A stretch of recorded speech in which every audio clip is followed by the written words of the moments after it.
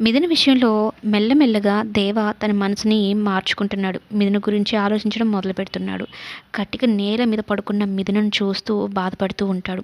అలా బాధపడుతున్న సమయంలో ఒక బొమ్మ కింద పడిపోతుంది. ఆ సౌండ్‌కి మిథున లేస్తుందనమాట. "ఏంటి నిద్రపోకుండా నువ్వు నా దగ్గర కూర్చున్నావు. నేను నిద్రపోయానా లేదని చూస్తున్నావా?" అంటే, "అవసరమా నీకు ఇక్కడ ఉండడము, ఈ నరకాన్ని అనుభవించడం? మహారాణిలా బ్రతకాల్సిన నువ్వు మీ ఇంట్లో అందరూ నీ కోసం ఎదురు చూస్తున్నారు.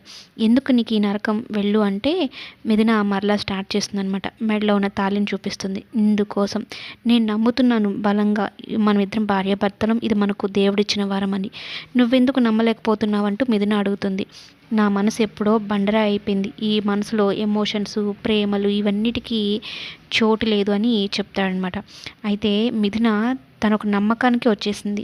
మెల్లమెల్లగా దేవానే తన మనసులో భార్య స్థానం ఇస్తాడు అన్న నమ్మకం అయితే మిథునకి ఉంది. ఆ విషయాన్నే దేవాకి చెప్పినా కూడా నమ్మడనమాట. "లేదు, నువ్వు ఎక్కువగా ఆలోచనలు పెట్టుకుంటున్నావు. వద్దు నీకు ఈ నరకము.